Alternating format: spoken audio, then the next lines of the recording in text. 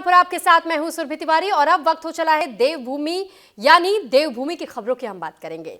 नए साल के जश्न को लेकर के नैनीताल जिला पुलिस इस वक्त पूरी तरीके से मुस्तैदी के साथ काम कर रही है, जहां देश विदेश से आने वाले पर्यटकों को किसी तरह की असुविधा ना हो, इसके लिए पुलिस ने विशेष ट्रैफिक रूट प्लान लागू किया है। जिले की सीमा में भारी वाहनों पर प्रतिबंध लगाया जा चुका है, जबकि हल्के वाहनों के लिए अलग अलग मार्ग निर्धारित किए गए हैं। नए साल के अवसर पर नैनीताल घूमने आने वाले पर्यटकों की बढ़ती संख्या को देखते हुए नैनीताल जिला पुलिस ने ट्रैफिक प्रबंधन को सख्त कर दिया। इस दौरान कालाढूंगी कोतवाली प्रभारी निरीक्षक ने बताया कि यातायात व्यवस्था को सुचारू रखने के साथ साथ सड़क सुरक्षा पर विशेष ध्यान दिया जा रहा है। पुलिस पर्यटकों को दिशा निर्देश दे रही है और शराब पीकर वाहन चलाने वालों पर सख्त कार्रवाई की जाएगी। जश्न के नाम पर हुड़दंग करने वालों को किसी भी सूरत में बख्शा नहीं जाएगा। मौके पर उप निरीक्षक, टीएसआई, एसआई सहित कई पुलिसकर्मी तैनात रहे।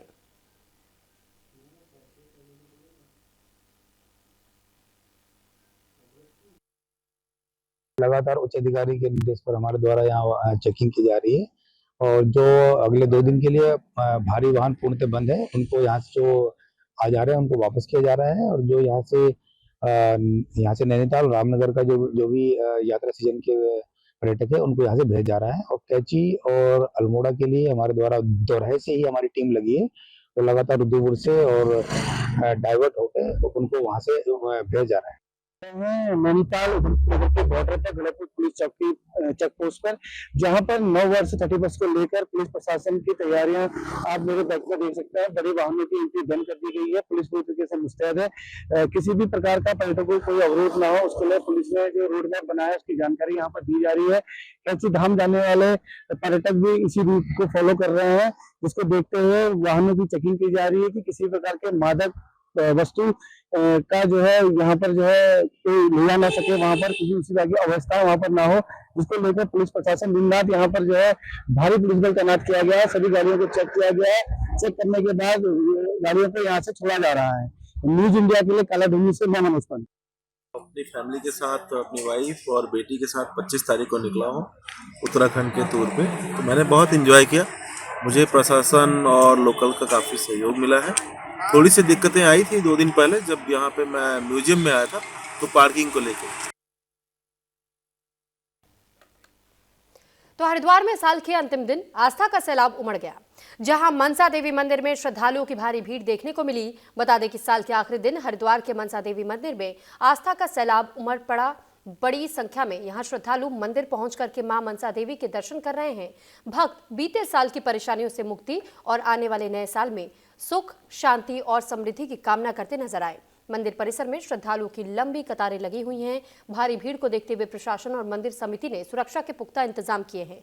वहीं पुलिस बल की तैनाती के साथ ही व्यवस्थाओं पर लगातार नजर रखी जा रही है, ताकि श्रद्धालुओं को किसी तरह की कोई परेशानी न हो सके।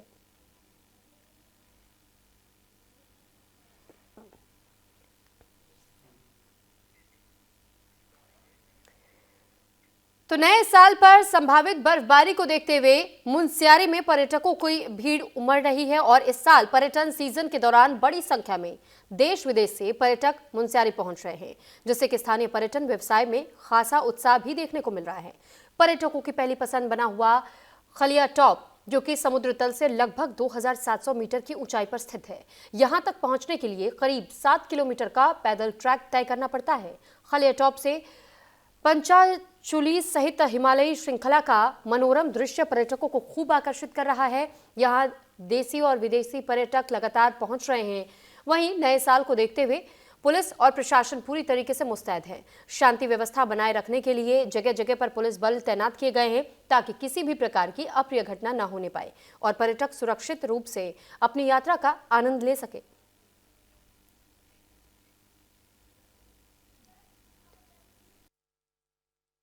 यहाँ के स्थानीय निवासी और पर्यटन व्यवसाय से जुड़े हुए हैं। खलिया में अब के दफ़े काफ़ी पर्यटनों का बढ़ावा है और खलिया में काफ़ी पर्यटन जा रहे हैं। तो आप लोग जो यहाँ खलिया में आप गेस्टों के लिए व्यवस्था करते हैं, तो इसमें आप क्या कहना चाहेंगे, क्या क्या व्यवस्थाएं हैं? लास्ट ईयर की अपेक्षा इस साल काफ़ी अच्छे टूरिस्ट यहाँ पे आए हैं और मुनस्यारी के जितने भी ट्रैवल एजेंट हैं सब लोगों ने बहुत अच्छी व्यवस्था कर रखी है और हाई क्वालिटी के टेंट, स्लीपिंग बैग्स और मैट्रेस यहाँ पे हम लोग यूज़ कर रहे हैं, जिससे कि आने वाले टूरिस्ट को कोई प्रॉब्लम ना हो और उनका 31st और न्यू ईयर अच्छे से मने। तो काफ़ी अच्छी हमने सुविधाएँ दे रखी हैं। तो नए साल के जश्न से पहले देहरादून पुलिस पूरी तरीके से अलर्ट मोड में है और जहां शहर में उमड़ने वाली भीड़ और पर्यटकों की आवाजाही को देखते हुए सुरक्षा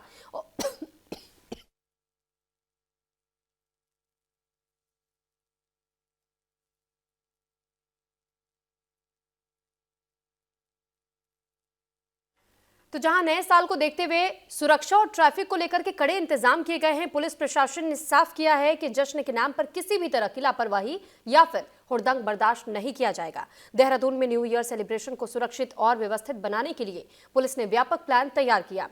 एसपी सिटी प्रमोद कुमार के अनुसार शहर के प्रमुख चौराहों पर भारी पुलिस बल तैनात रहेगा, बॉर्डर पर सघन चेकिंग होगी और 20 से ज्यादा मोबाइल पुलिस पार्टियां लगातार गश्त करेंगी। इसके साथ ही ट्रैफिक जाम से निपटने के लिए 19 डाइवर्जन पॉइंट्स चिन्हित किए गए हैं ताकि नए साल का जश्न शांतिपूर्ण और सुरक्षित तरीके से मनाया जा सके।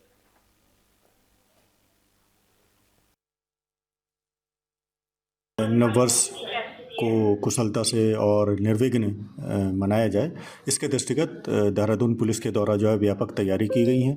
इसमें जो है जो हमारे थाना क्षेत्र हैं तो वहाँ के जो भी चौक और चौराहे हैं वहाँ पर जो है ड्यूटियाँ लगाई गई हैं। उनका डुअल पर्पस रहेगा, ट्रैफिक का संचालन स्मूथ रहे और साथ ही साथ जो है सुरक्षा व्यवस्था मतलब पुलिस की जो विजिबिलिटी है वो भी बने रहे।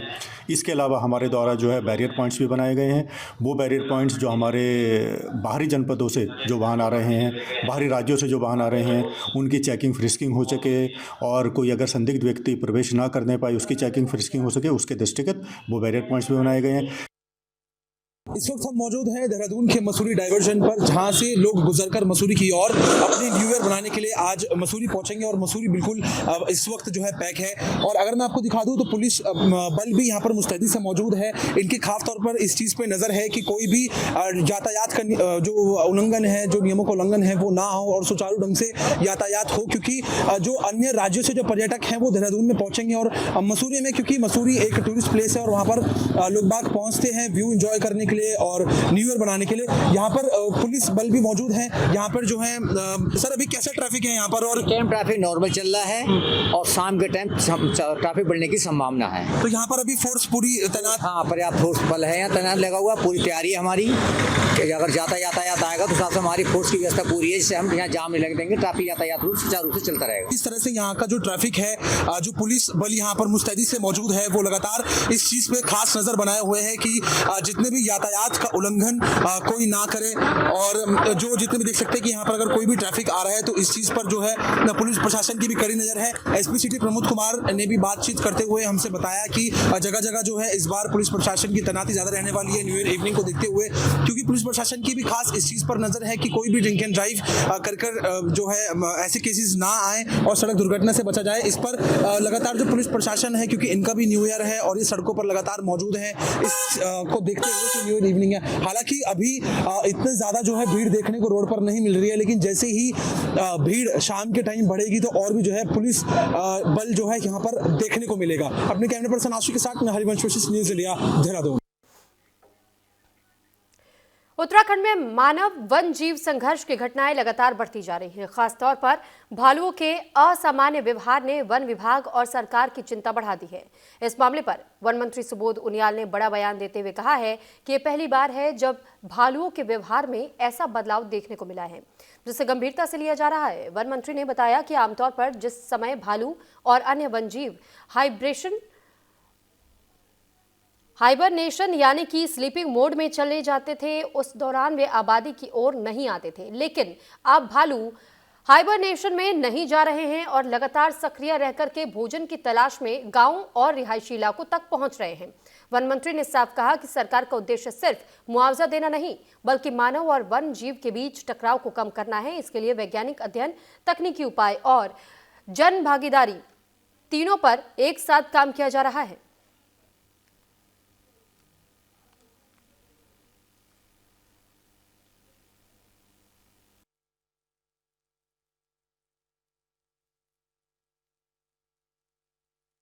निश्चित रूप से मेरे स्वयं के भी जीवन में मैंने पहली बार भालू के इस व्यवहार को देखा। तो सबसे बड़ी बात ये थी कि आखिर भालू का ये व्यवहार कैसे ये बना, इसको लेकर हमने निर्देश भी दिए कि इस पर कहीं ना कहीं इसका परीक्षण कराने की आवश्यकता है कि आखिर जो जिस पीरियड में भालू और कुछ और अन्य जीव स्लीपिंग मोड में चल जाते थे, हाइबरनेशन में जाते थे, उस पीरियड में बजाय हाइबरनेशन में जाने के और जिस तरह से मानव वन्य जीव संघर्ष की घटनाएं बढ़ी हैं, इस बार भालू का व्यवहार इतना बदला है कि वो लगातार इस तरह के रोज घटनाएं सुनने को मिल रही हैं। यही कारण था कि हम लोगों ने इसमें पहली बार वन विभाग ने सोलर लाइट देने का प्रावधान किया। उसके बाद हम बुश कटर्स दे रहे हैं ताकि गांव के लोग अपने आसपास जो घास है उसको काटें। तो वहीं देखिए, नगर आयुक्त के अभद्र व्यवहार करने वाला मामला थमने का नाम नहीं ले रहा है। दरअसल जहां 23 दिसंबर को ही कांग्रेस पार्षद रॉबिन त्यागी के नगर निगम कार्यालय में नगर आयुक्त के कक्ष में अभद्र व्यवहार करने के बाद से नगर निगम अधिकारियों और कर्मचारियों ने 2 दिन तक हड़ताल की और कांग्रेसी पार्षदों ने नगर निगम में पहुंच करके नगर आयुक्त के कार्यालय के बाहर बैठ करके प्रदर्शन कर नगर आयुक्त के खिलाफ नारे लगाए। वहीं पार्षद रॉबिन त्यागी का कहना है कि नगर आयुक्त के कहने पर हमारे वार्ड में सफाई नहीं हुई है और आरोप लगाया है कि नगर आयुक्त के कहने पर कर्मचारी नहीं आ रहे हैं। नगर निगम में टेंडरों में भ्रष्टाचार हुआ है और कुछ पार्षदों को 1 करोड़ का टेंडर दिया गया है और कांग्रेसी पार्षदों के साथ दुर्व्यवहार किया जा रहा है।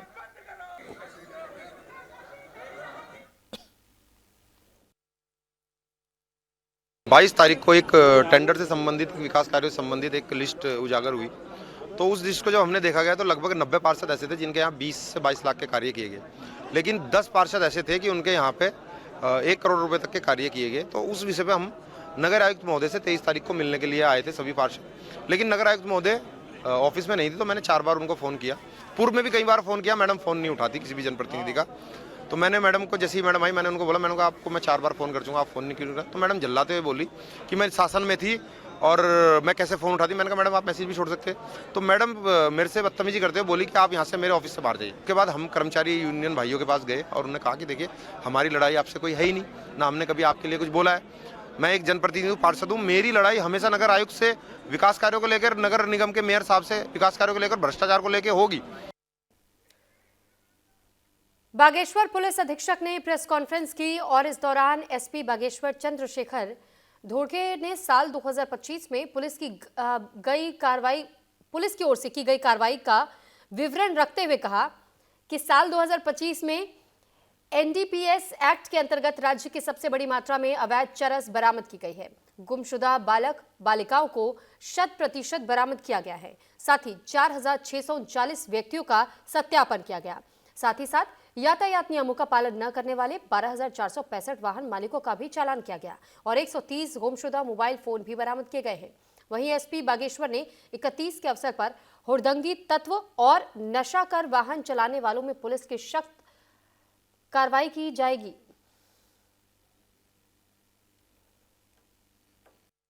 नववर्ष आगामी 2026 नववर्ष के पूर्व संध्या पर आज आप सभी से यहाँ पे वार्ता करने का हमें मौका मिला।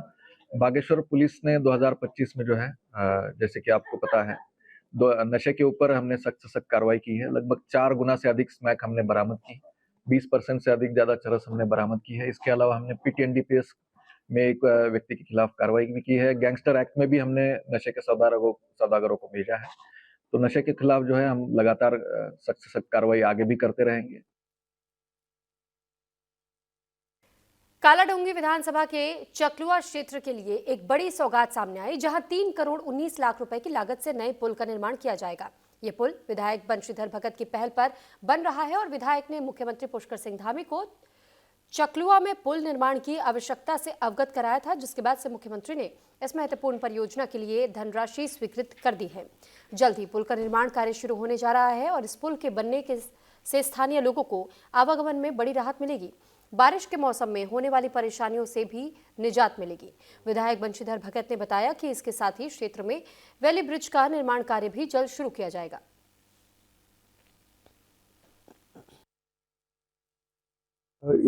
इस पुल की मांग तो बहुत ज्यादा नहीं थी, लेकिन मैंने ही इसको परसू किया कि ये पुल चौड़ा होना चाहिए। तो चौड़े के लिए इसमें 3-3.25 करोड़ रुपए का बजट जारी हो गया है, काम शुरू हो गया है।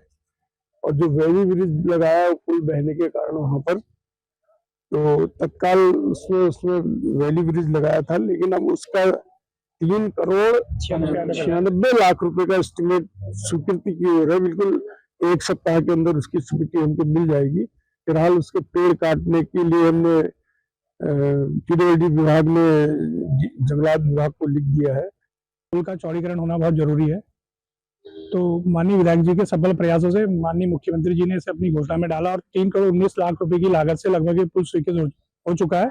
और आप देख रहे हैं कि डायवर्जन का कार्य शुरू हो चुका है। और अभी जब माननीय विधायक जी ने अभी यहाँ पे आप पहुंचे थे तो अधिकारियों का कहना था कि अगले वर्ष जून तक ये कार्य पूरा हो जाएगा। ठीक इसके बाद जो लोहे का पुल है उसमें भी 3,96,00,000 रुपए लगभग स्वीकृत होने के लिए तैयार है। यहाँ लगी तो जो कि आपका जो कि 21 मीटर स्पान का 319 लाख की जो कि स्वीकृति प्रदान की गई है, जिसके अंदर ये कार्य हमने प्रारंभ कर दिया गया है। और हमने लक्ष्य जो रखा है इसे 15 जून तक पूर्ण करने का लक्ष्य रखा है। नैनीताल के शनिदेव मंदिर क्षेत्र में अराजक तत्वों ने जमकर के उत्पात मचाया, जहां अराजक तत्वों ने पत्थर मारकर के करीब 19 लाख की लागत से बने ग्लास हाउस के शीशे तोड़ दिए। इतना ही नहीं, युवकों ने मंदिर के सीसीटीवी कैमरे और पानी के नल तक तोड़ दिए। युवकों की अराजकता मंदिर के सीसीटीवी कैमरे में भी कैद हुई है, जिसके जरिए तोड़फोड़ करने वालों की तलाश की जा रही है। मॉर्निंग वॉक पर जाने वाले लोगों ने ठंडी रोड स्थित ग्लास हाउस के शीशे टूटे हुए देखे। लोगों ने तत्काल पुलिस को इसकी सूचना दी। सूचना के बाद मंदिर संचालक हेम जोशी भी मौके पर पहुंच गए, जहां मंदिर परिसर में लगे सीसीटीवी और पानी का नल भी टूटा हुआ मिला। और मंदिर में सीसीटीवी फुटेज देखने पर 3 युवक तोड़फोड़ को अंजाम देते हुए रिकॉर्ड हुए।